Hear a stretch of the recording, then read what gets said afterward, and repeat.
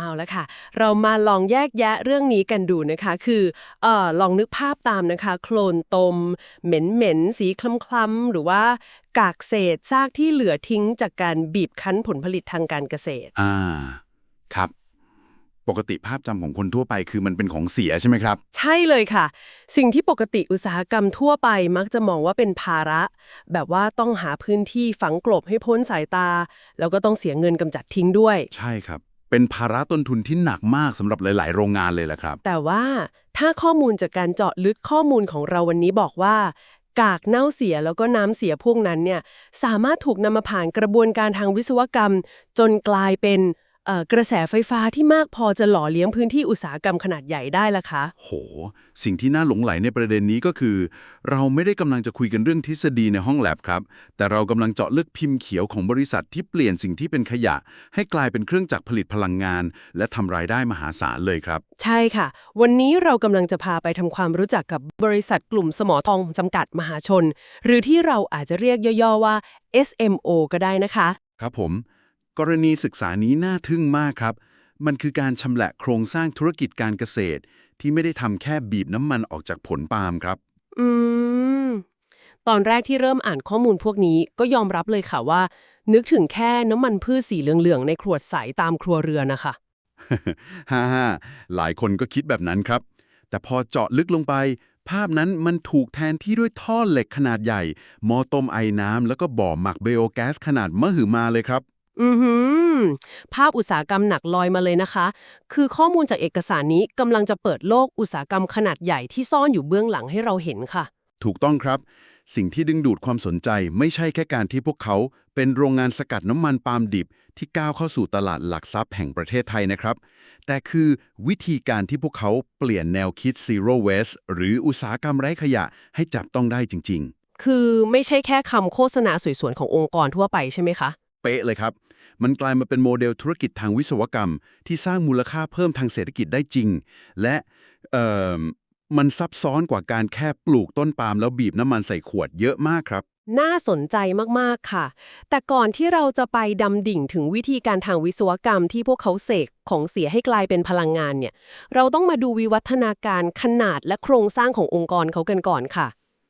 ใช่ครับ เพราะสเกลหรือว่าขนาดของธุรกิจเนี่ยคือปัจจัยสำคัญเลยนะครับ ที่ทำให้ระบบ Zero Waste คุ้มค่ากับการลงทุน คือถ้าดูจากประวัติการก่อตั้งในปี 2546 ที่อำเภอท่าชนะจังหวัดสุราษฎร์ธานี มันเหมือนพวกเขาค่อยๆ ขยายสาขาไปทีละจังหวัดนะคะ แบบไปพนมไปชุมพรไปสระบุรี ครับ เป็นการขยายสาขาอย่างรวดเร็วด้วยวิสัยทัศน์ของผู้บริหารเลยครับ เริ่มเดินเครื่องเชิงพาณิชย์ครั้งแรกในปี 2553 ด้วยกำลังผลิต 45 ตันผลปาล์มสดต่อชั่วโมง โห 45 ตันต่อชั่วโมงก็ไม่น้อยนะคะ แต่พอดูไทม์ไลน์ดีๆ มันมีช่วงเวลาหนึ่งที่บริษัทไม่ได้แค่เติบโตแบบเส้นตรงอะค่ะ แต่มันเหมือนการก้าวกระโดดเปลี่ยนร่างไปเป็นยักษ์ใหญ่เลย เกิดอะไรขึ้นในช่วงนั้นคะ อ่า จุดเปลี่ยนสำคัญที่ทำให้เกิดการก้าวกระโดดนั้นเกิดขึ้นในช่วงปี 2560 ครับ ตามรายงานระบุว่าพวกเขาใช้วิธีการที่เรียกว่าการควบรวมกิจการครับ เดี๋ยวนะคะ การควบรวมกิจการที่ว่านี่คือเอาบริษัทมารวมกันเฉยๆหรือเปล่าคะ เอ่อต้องอธิบายให้เห็นภาพชัดๆว่ามันไม่ใช่แค่การเซ็นสัญญาจับมือเป็นพาร์ทเนอร์กันหลวมๆนะครับ แต่มันคือการนำเอาบริษัท 4 แห่งที่มีกลุ่มผู้บริหารเดียวกัน มารวมร่างกันทางกฎหมายและโครงสร้างเลยครับ อ๋อ คือให้กลายเป็นนิติบุคคลใหม่เลย นั่นก็คือบริษัทกลุ่มสมอทองจำกัดใช่ไหมคะ ถูกต้องครับ การทำแบบนี้คือการเชื่อมต่อระบบประสาทส่วนกลางของทั้ง 4 โรงงานเข้าด้วยกันเลยครับ โครงสร้างธุรกิจหลักก็ถูกจัดระเบียบใหม่ให้ชัดเจนเป็น 2 ส่วนหลักๆ อือฮึสองส่วนที่ว่านี้มีอะไรบ้างคะ ส่วนแรกเลยคือธุรกิจผลิตและจำหน่ายน้ำมันปาล์มดิบหรือ CPO และผลิตภัณฑ์เกี่ยวเนื่องครับ ส่วนที่ 2 คือธุรกิจผลิตไฟฟ้าจากก๊าซชีวภาพหรือไบโอแก๊สนั่นเองครับ หมายความว่าแทนที่จะมีโรงงาน 4 แห่งที่ต่างคนต่างบริหารก็กลายมาเป็นร่างกายเดียวกันมีสมองสั่งการจุดเดียวใช่ไหมคะ และค่าขนส่งได้อย่างมีประสิทธิภาพสูงสุด เหมือนการเล่นเกมเททริสเลยนะคะ ที่ผู้บริหารค่อยๆนำชิ้นส่วนโรงงานในแต่ละจังหวัด แล้วก็บริษัทย่อยมาต่อกัน จนสมบูรณ์ เห็นภาพเลยครับ เป็นการเตรียมฐานที่แข็งแกร่งมากๆครับ ทั้งเรื่องปริมาณสินค้าและเครือข่าย ซึ่งไอ้เจ้ารากฐานที่แข็งแกร่งนี้เองที่นำมาสู่เหตุการณ์ที่อ่านเจอในเอกสารแล้วรู้สึกว่า โหนี่มันเป็นการตัดสินใจที่ท้าทายมากเลยนะคะ คุณหมายถึงดีลการซื้อกิจการเมื่อเร็วๆนี้ใช่ไหมครับใช่ค่ะ คือเมื่อเดือนกุมภาพันธ์ปี 2567 ที่ผ่านมา กลุ่มสมอทองได้เข้าไปซื้อกิจการบริษัทย่อยแห่งหนึ่งชื่อ AL Palm ซื้อโรงงานระดับนี้มาปุ๊บ สิ่งที่พวกเขาทำคือ สั่งหยุดเดินเครื่องทันทีเลยค่ะ อ่าเพื่อรื้อและปรับปรุงเครื่องจักรใหม่ทั้งหมดใช่ไหมครับถูกต้องค่ะ คือพอลองสวมหมวกเป็นคนนอกมองเข้าไป การซื้อสินทรัพย์ขนาดใหญ่มาแล้วยอมหยุดผลิตเนี่ย มันคือการทิ้งโอกาสสร้างรายได้ในช่วงเวลานั้นไปเลยนะคะ แถมยังมีรายจ่ายค่าซ่อมบำรุงอีก เป็นมุมมองที่น่าสนใจครับ ดูเผินๆเหมือนมีความเสี่ยงสูงมาก ใช่ไหมคะ แล้วทำไมในเอกสารประเมินความเสี่ยง ถึงมองว่าพวกเขาบริหารความเสี่ยงจากการขยายตัวอย่างก้าวกระโดดแบบนี้ได้สบายๆล่ะคะ นั่นเป็นเพราะระบบนิเวศทางธุรกิจที่พวกเขาสร้างไว้ตั้งแต่ตอนควบรวมกิจการในปี 2560 ไงครับ ลองนึกภาพว่าถ้าบริษัทมีโรงงานแค่แห่งเดียว แล้วต้องหยุดซ่อมเครื่องจักร รายได้คือกลายเป็นศูนย์ทันทีถูกไหมครับ อ๋อ จริงด้วยค่ะ เพราะผลิตไม่ได้เลย แต่การที่กลุ่มสมอทองมีโครงข่ายโรงงานหลายสาขา เมื่อสาขา AL Palm ต้องหยุดปรับปรุง วัตถุดิบและยอดสั่งซื้อต่างๆ ก็สามารถถูกโอนถ่ายไปให้สาขาอื่นในเครือข่ายรับหน้าที่แทนได้ครับ ว้าว คือกระจายงานไปให้สาขาอื่นทำแทน ทำให้โมเมนตัมของรายได้รวมในระดับบริษัทแม่ไม่สะดุดลงเลยใช่ไหมคะ ใช่เลยครับ และผลลัพธ์ก็คือ พวกเขาใช้เวลาเพียงไม่กี่เดือนในการปรับปรุงเครื่องจักร จนสามารถกลับมาเดินเครื่องเชิงพาณิชย์ได้อีกครั้งในเดือนกันยายนปีเดียวกันเลยครับ รวดเร็วมากเลยนะคะ แล้วพอกลับมาเดินเครื่องได้ ข้อมูลระบุว่า ปัจจุบันกลุ่มบริษัทมีกำลังการผลิตน้ำมันปาล์มดิบรวมพุ่งไปถึง 240 ตันต่อชั่วโมงเลยค่ะ เป็นตัวเลขที่มหาศาลมากครับ และนั่นนำไปสู่การแปลสภาพเป็นมหาชนในเดือนมีนาคม 2568 และเตรียมเข้าเทรดวันแรกในเดือนพฤศจิกายน 2568 ด้วยครับ และตรงนี้ล่ะค่ะที่เรื่องมันเริ่มน่าสนใจมาก เพราะกำลังการผลิตระดับ 240 ตันต่อชั่วโมงเนี่ย สิ่งที่หลั่งไหลออกมาพร้อมกับน้ำมันปาล์มก็คือกองทัพของเสียปริมาณมหาศาลเลยค่ะ อืม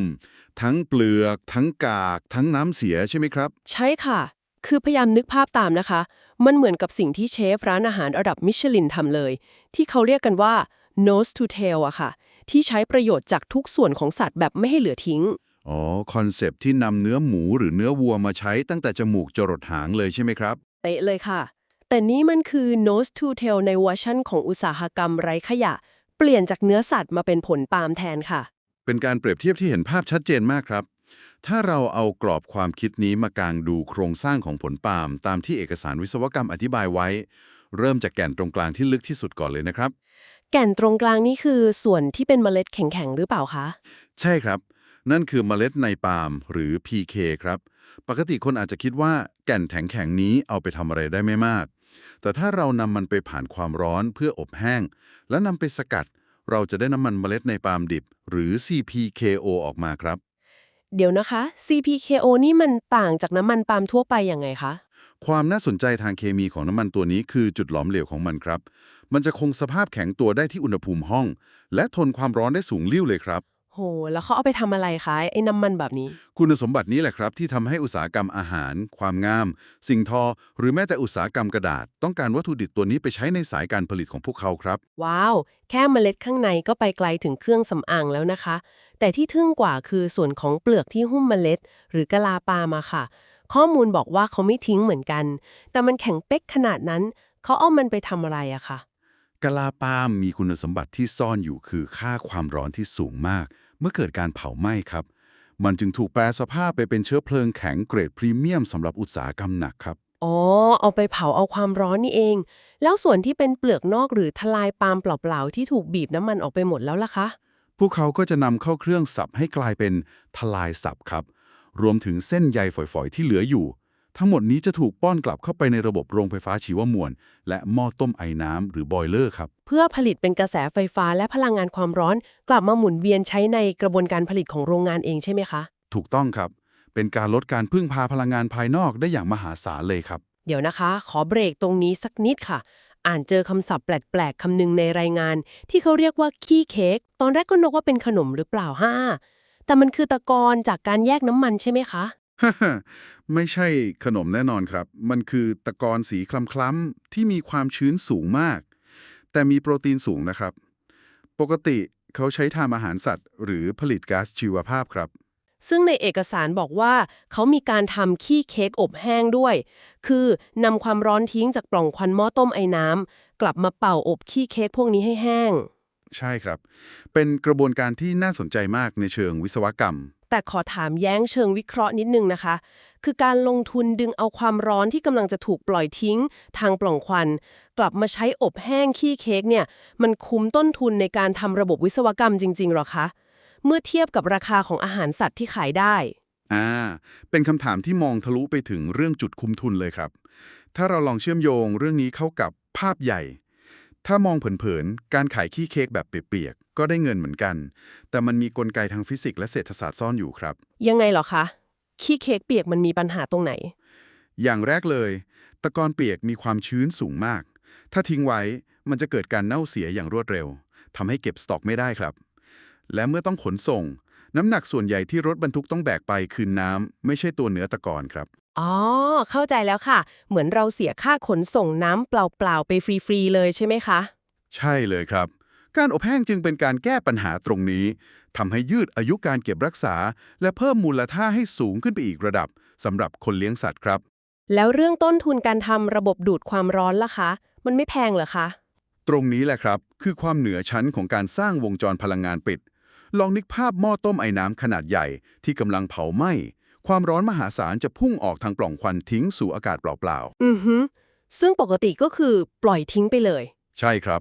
ถ้าพวกเขาต้องซื้อก๊าซหรือน้ำมันมาจุดเตาใหม่เพื่ออบขี้เค้กต้นทุนคงพุ่งทะลุเพดาน แต่การลงทุนดึงความร้อนที่กำลังจะสูญเปล่ากลับมาใช้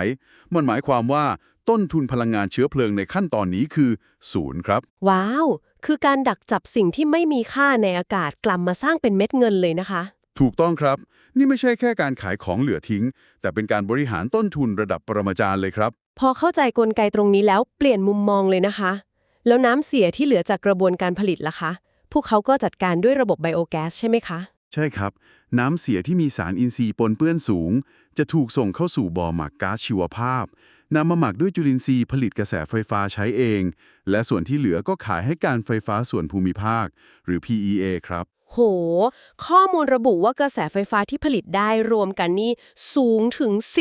14.38 เมกะวัตต์เลยนะคะ ใช่ครับ การเปลี่ยนน้ำเสียให้เป็นไบโอแก๊สคือการยกระดับสถานะของบริษัท จากแค่ผู้แปรรูปสินค้าเกษตร ให้กลายเป็นผู้ผลิตพลังงานไฟฟ้า หรือ power provider อย่างเต็มตัวครับ แล้วทั้งหมดนี้มันหมายความว่ายังไงคะ คือฟังมาถึงตรงนี้ สิ่งที่เราเห็นชัดเจนเลยคือน้ำมันปาล์มดิบหรือ CPO ที่เขาผลิตได้ มันไม่ใช่แค่ของที่จะไปจบลงที่ขวดในครัวแน่แน่นอนครับ มันไปได้ไกลกว่านั้นเยอะมาก ๆ ใช่ค่ะ ข้อมูลจากเอกสารชี้ให้เห็นว่ามันคือจุดเริ่มต้นหรือเป็นสินค้าขั้นกลาง ที่จะถูกส่งต่อเข้าสู่อุตสาหกรรมปลายน้ำมากมายเลยนะคะ ครับอย่างกลุ่มอาหารก็เอาไปทำน้ำมันทอด มาการีน ครีมเทียม ไอศครีม หรือแม้แต่อาหารเสริม เพราะมันมีวิตามินอ e ีและ A สูงครับ หรือถ้าเลี้ยวไปทำสายพลังงาน มันก็คือส่วนผสมในไบโอดีเซลที่ช่วยให้เผาไหม้สมบูรณ์ลดมลพิษทางอากาศได้ด้วยใช่ไหมคะ ถูกต้องครับ ลดพวกเขม่าคาร์บอนมอนอกไซด์หรือซัลเฟอร์ไดออกไซด์ได้ดีมากครับ และที่คาดไม่ถึงที่สุดคือกลุ่มโอลิโอเคมีคอลค่ะ คือเอาไปสกัดเป็นแอลกอฮอล์ไขมันกลีเซอรีนใช้ทำตั้งแต่เครื่องสำอางแบรนด์เนมจนถึงน้ำมันหล่อลื่นอุตสาหกรรมเลย ใช่ครับ โลกของอุตสาหกรรมปาล์มน้ำมันกว้างใหญ่ และเชื่อมโยงกับวิถีชีวิตคนเราลึกซึ้งจริงๆครับ แต่ตรงนี้ล่ะค่ะที่เกิดคำถามใหญ่เลย ในเมื่อ CPO เป็นแค่สินค้าตั้งต้น สุดท้ายลูกค้าก็ต้องเอามันไปสกัดหรือแปรรูปต่ออยู่ดี ครับ แล้วคำถามคืออะไรครับ คือทำไมบริษัทที่ผลิตแค่วัตถุดิบต้นน้ำถึงต้องยอมทุ่มเทขอใบรับรองระดับโลกเยอะแยะมากมายขนาดนี้คะทั้งมาตรฐานแลบสากล ISO มาตรฐานอุตสาหกรรมสีเขียว มาตรฐานอาหารปลอดภัย GHP Kosher แล้วก็ RSPO อีก มันไม่ดูเกินความจำเป็นไปหน่อยเหรอคะ โอ้โห เรื่องนี้ทำให้เกิดคำถามที่สำคัญขึ้นมาเลยว่า อะไรคือสิ่งการันตีว่าน้ำมันปาล์มจากระบบที่ซับซ้อนนี้มีคุณภาพครับ อ๋อ หมายความว่าลูกค้าต้องการความมั่นใจใช่ไหมคะ ใช่ครับ ลองมองในมุมของลูกค้ารายใหญ่ดูนะครับ คุณภาพของวัตถุดิบต้นทางคือตัวกำหนดประสิทธิภาพของอุตสาหกรรมปลายทางทั้งหมดเลยครับ อือหือ คือถ้าต้นทางมาดี ปลายทางก็ทำงานง่ายขึ้น ถูกต้องครับ เพื่อให้ลูกค้ามั่นใจในอัตราการสกัดน้ำมันบริษัทจึงต้องมีห้องปฏิบัติการที่ได้มาตรฐานระดับโลกยืนยันผลตรวจด้วยกระบวนการทางวิทยาศาสตร์ครับเข้าใจเลยค่ะแล้วพวกใบรับรองเรื่องความยั่งยืนอย่าง RSPO ล่ะคะอันนี้มันเกี่ยวข้องกันยังไงมาตรฐานเหล่านี้ไม่ใช่แค่แผ่นกระดาษแปะฝาผนังนะครับแต่เป็นใบเบิกทางหรือพาสปอร์ตระดับโลกเลยครับพาสปอร์ตระดับโลกฟังดูยิ่งใหญ่มากเลยค่ะมันช่วยเรื่องการส่งออกยังไงคะในยุคนี้กระแสความยั่งยืนไม่ใช่แค่เรื่องของ PR องค์กรแล้วครับแต่เป็นกฎเกณฑ์การค้าโลกแบรนด์ระดับโลกต้องการความมั่นใจว่าวัตถุดิบไม่ได้มาจากการตัดไม้ทำลายป่าอ๋อคือถ้าไม่มีใบรับรองพวกนี้ต่อให้สินค้าดีแค่ไหนเขาก็อาจจะไม่ซื้อใช่ไหมคะเป๊ะเลยครับใบรับรองเหล่านี้ทำให้กลุ่มบริษัทสามารถรักษาสายพานการส่งออกสินค้าให้กับลูกค้าทั้งในและต่างประเทศได้อย่างต่อเนื่องท่ามกลางกระแสการค้าโลกที่เคร่งครัดเรื่องนี้มากครับชัดเจนเลยค่ะมันคือการสร้างข้อได้เปรียบทางการแข่งขันที่ยั่งยืนจริงๆค่ะใช่ครับเป็นการยกระดับอุตสาหกรรมเกษตรไทยสู่มาตรฐานสากลอย่างแท้จริงถ้าเราสรุปภาพรวมทั้งหมดจากเอกสารในครั้งนี้การเดินทางของบริษัทกลุ่มสมอทองจำกัดมหาชนตั้งแต่ปี 2546 จนก้าวสู่ตลาดหลักทรัพย์ในปี 2568 มันสะท้อนให้เห็นอะไรหลายอย่างเลยนะคะครับนี่คือเครื่องพิสูจน์ว่านวัตกรรมในธุรกิจดั้งเดิมอย่างปาล์มน้ำมันเมื่อผสานกับระบบบริหารวิศวกรรมจัดการของเสียที่มีประสิทธิภาพสามารถสร้างปรากฏการณ์ได้ครับใช่เลยค่ะสามารถกลายเป็นธุรกิจหลักพันล้านที่มีทั้งความยั่งยืนทางรายได้และสิ่งแวดล้อมได้เลยนะคะทำให้ตระหนักเลยว่าสินค้าอุปโภคบริโภคในชีวิตประจำวันล้วนผ่านกระบวนการทางวิศวกรรมที่ซับซ้อนกว่าที่ตาเห็นจริงๆค่ะใช่ครับเบื้องหลังของมันยิ่งใหญ่และละเอียดอ่อนกว่าที่เราเคยจินตนาการไว้มากครับก่อนที่เราจะลากันไปนะคะอยากทิ้งท้ายให้ลองจินตนาการถึงของเสียหรือสิ่งที่ดูเหมือนไร้ค่าในอุตสาหกรรมหรือแม้กระทั่งในกระบวนการทำงานของคุณเองดูสิคะอืมเป็นมุมมองที่น่าสนใจครับคือหากบริษัทปั๊มน้ำมันสามารถเสกให้ขี้เค้กและเปลือกแข็งๆกลายเป็นกระแสไฟฟ้า 14.38 เมกะวัตต์ และสร้างรายได้มหาศาลได้แบบนี้ครับผมขยะที่เรามองข้ามอยู่ในปัจจุบันนี้อาจจะเป็นแหล่งขุมทรัพย์หรือนวัตกรรมเปลี่ยนโลกชิ้นต่อไปที่กำลังรอให้ใครสักคนค้นพบวิธีนำมันมาใช้ประโยชน์อยู่ก็เป็นได้นะคะลองเก็บไปคิดกันดูค่ะสำหรับวันนี้ต้องขอจบการเจาะลึกข้อมูลไว้เพียงเท่านี้สวัสดีค่ะสวัสดีครับ